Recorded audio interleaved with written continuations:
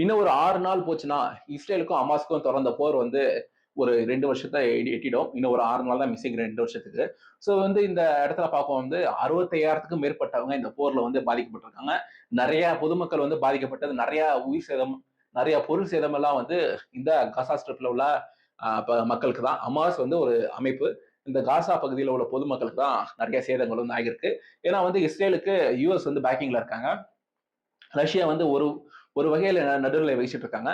So வந்து இப்போ இந்த போர் முடியறதுக்கான ஒரு கோரிக்கைகளா வச்சிருக்காங்க. அதுக்கு இஸ்ரேல் பிரதமர் நெத்தன்யாகு வந்து ஒத்துக்கிட்டு வந்திருக்காங்க. ஹமாஸ் வந்து யோசிப்போம் அப்படின்னு சொல்லிட்டு ஒரு விஷயத்த சொல்லியிருக்காங்க. இதுக்கு அரபு நாடுகள்லாம் வந்து ஆதரவு தெரிவிச்சிருக்காங்க. சோ இத பத்தி தான் முழுக்க முழுக்க இந்த வீடியோல பார்க்க போறோம். அன்பு தமிழஞ்சங்களுக்கு பிரணவின் வணக்கங்கள். இன்னும் ஒரு 6 நாள்ல 2 வருஷம் முடிய போகுது.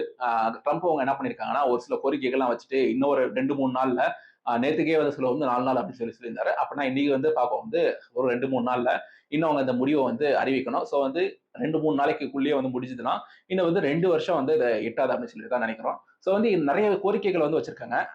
காசா பகுதிக்கும், இஸ்ரேல் பகுதிக்கும் வந்து நெறைய கோரிக்கைகள் வச்சிருக்காங்க. அத பார்க்கறதுக்கு முன்னாடி இந்த போர் எப்படி ஆரம்பிச்சது அப்படின்னு ஒரு ரொம்ப சின்னதா ஷார்ட்டா சொல்லிடுறேன். அக்டோபர் 7ஆம் தேதி 2023 கசால இருந்து ஹமாஸ் அமைப்பினர் என்ன பண்றாங்க, ஆயிரக்கணக்கான வந்து இந்த ஏவுகணைகளை ஏவி விட்டுறாங்க. இஸ்ரேலுக்குள்ள ஏவி விடுறாங்க. ஏவி விட்டு அதுல அந்த ஏவுகணைகள்ல வந்து ஒரு சில பொதுமக்கள் பாதிக்கப்படுறாங்க. இஸ்ரேலுக்கு வந்து இஸ்ரேல்ல உள்ள மக்களுக்கு அன்னைக்கு அது ஒரு புனிதமான நாள். அந்த புனிதமான நாள்ல வந்து இந்த மாதிரி ஏவுகணைகளா ஏவி விட்டுருக்காங்க.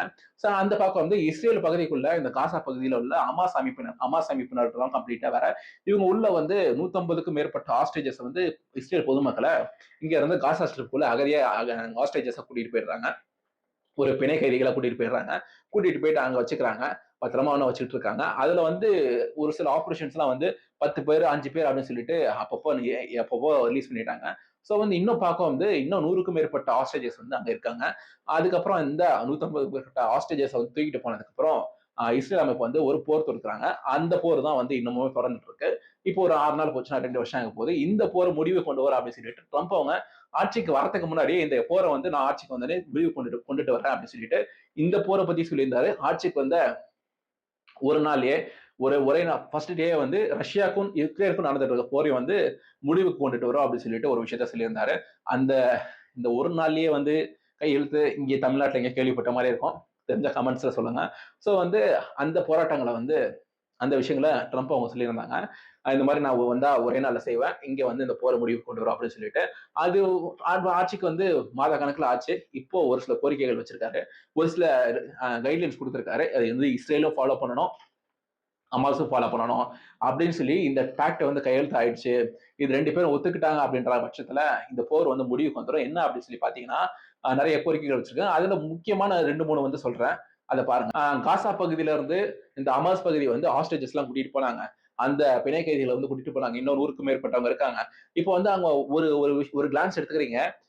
நம்ம வந்து பாகிஸ்தான்ல இருந்து ஒரு சிலவங்க வந்து நம்ம தீவிரவாதிகள் வந்து அட்டாக் பண்ணிட்டு போனாங்க.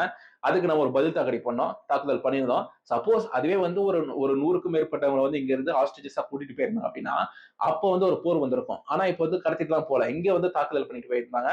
ஒரு 26 பேர் அங்க இறந்திருந்தாங்க. சோ அதுக்கு வந்து நம்ம பதில் தாக்குதல் பண்ணியிருந்தோம். பொதுமக்கள் மேல இல்ல.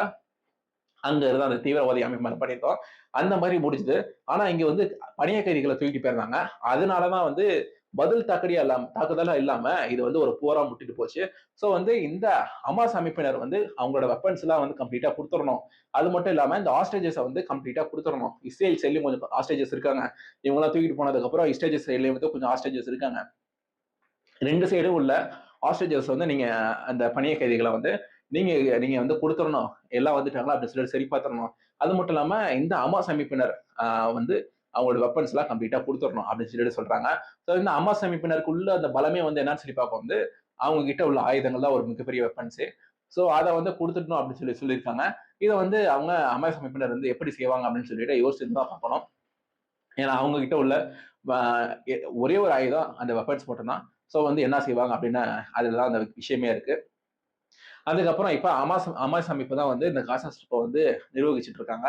சோ வந்து இப்ப இந்த காசா பகுதி யார் பண்ணாலும் நிர்வகிப்பாங்க அப்படின்னு சொல்லி நிர்வகிப்பாங்க அப்படின்னு சொல்லி கேட்டீங்கன்னா, இப்ப வந்து அரபு கண்ட்ரீஸ் யுகே, பிரான்ஸ், ஜெர்மனி இது போன்ற அமைப்புகள் இந்த போன்ற நாடுகள்லாம் வந்து சேர்ந்து யூகே இது போன்ற நாடுகளா சேர்ந்து அங்க ஒரு பிரதிநிதி அங்க ஒரு கவர்மெண்ட் உருவாக்குவாங்க. இப்போ நீங்க நேபாளல போயிட்டு பாத்தீங்கன்னா ஒரு மேடம் ஒருத்தவங்க அங்க தலைவரா இருக்காங்க. அவங்கள யார் தேர்ந்தெடுத்தாங்க யாருக்குமே தெரியாது. ஆனா இங்க வந்து நீங்க பங்களாதேஷ் போனீங்கன்னா, அங்க ஒரு சார் ஒருத்தங்க தலைவரா இருக்காங்க. அவங்கள யார் தேர்ந்தெடுத்தாங்க யாருக்கும் தெரியாது. ஸ்ரீலங்கா போனீங்கன்னா, அங்க எலக்ட் ஆயிட்டு தான் வந்திருக்காரு. அந்த பிரைம் மினிஸ்டர் மெஜாரிட்டில வந்திருக்காரு. சோ அதான் அங்க நமக்கு தெரியும். ஆனா இந்த 2 இடத்துலயும் வந்து யார் தலைவரா வந்தாங்க? எப்படி வந்தாங்க? எப்படி எலக்ட் ஆகி மேல வந்தாங்க? நமக்கு தெரியாது. அதே மாரி எங்கேயும் ஒருத்தர் வருவாரு. அவர் வந்து டெம்போரரியா நிறுவிப்பாரு. சோ அதுக்கப்புறம் இந்த ஹமாஸ் அமைப்பினருக்கு ஃபியூச்சர்ல ஒரு தேர்தல் நடக்கும். இந்த காசா ஸ்ட்ரிப்புக்கு ஃபியூச்சர்ல ஒரு தேர்தல் நடக்கும். அந்த தேர்தல்ல இந்த ஹமாஸ் அமைப்பினர் வந்து தலையிடக்கூடாது. ஃபியூச்சர்ல வந்து இந்த ஹமாஸ் அமைப்பினர் இந்த காசா ஸ்ட்ரிப்புக்கான கவர்மெண்ட்லாம் தலையிடக்கூடாது அப்படின்னு சொல்லிட்டு இருக்காங்க. சோ வந்து இதுல நமக்கு என்ன தெரியுது அப்படின்னா, ட்ரம்ப் அவங்களோட என்னவா இருந்திருக்கு அப்படின்னா, ஏற்கனவே அவர் வெளிப்படுத்தியிருக்காரு. இந்த காசா ஸ்ட்ரிப் வந்து பணக்காரர்களுக்கான அதாவது ட்ரம்ப் ரியல் எஸ்டேட் பண்ணிட்டு இருக்காரு. இந்த காசா ஸ்ட்ரிப்ப வந்து அவர் வாங்கிடலாம் அப்படின்னு சொல்லிட்டு பார்த்துட்டு இருக்காரு. அதுதான் அவரோட எண்ணமா இருக்கு. இந்த காசா ஸ்ட்ரிப்ப வாங்கிட்டு பணக்காரர்களுக்கு நகரமா ஆக்கிடலாம் அப்படின்னு சொல்லிட்டு ஏற்கனவே ஒரு ஏஐ வீடியோவும் போட்டிருக்காரு. இந்த காசா ஸ்ட்ரிப் வந்து யுஎஸ் கன்வெர்ட் பண்ணா இந்த மாதிரி ஒரு கோல்டன் சிட்டியா தான் இருக்கும் அப்படின்னு சொல்லிட்டு ஒரு ஏஐ வீடியோ போட்டிருந்தாரு. பெரிய சர்ச்சையாச்சு. அவர் யுஎஸ் பிரசிடென்டா இருக்கார். ஒண்ணும் பண்ண முடியாது. சோ வந்து அவருடைய எண்ணம் இதுவா இருக்கு. ஆனா இப்போ ஹமாஸ் அமைப்பினர் வந்து ஃபர்ஸ்ட் முடக்குறது, அதுக்கப்புறம் இந்த போரை வந்து முடிவுக்கு கொண்டு வரது அப்படின்னு சொல்லிட்டு தான் விஷயங்கள் இருக்கு. சோ இந்த 3 கோரிக்கைகள் இருக்கு. அது மட்டும் இல்லாம இன்னும் நிறைய கைட்லைன்ஸ் இருக்கு. அதெல்லாம் வந்து சின்ன சின்ன விஷயங்கள். சோ இதுல இந்தியாவோட நிலைப்பாடு என்னவா இருக்கணும்? உங்களோட கருத்துக்கள் கீழ கமெண்ட் செக்ஷன்ல சொல்லுங்க. இன்னொரு வீடியோல பார்ப்போம். பை.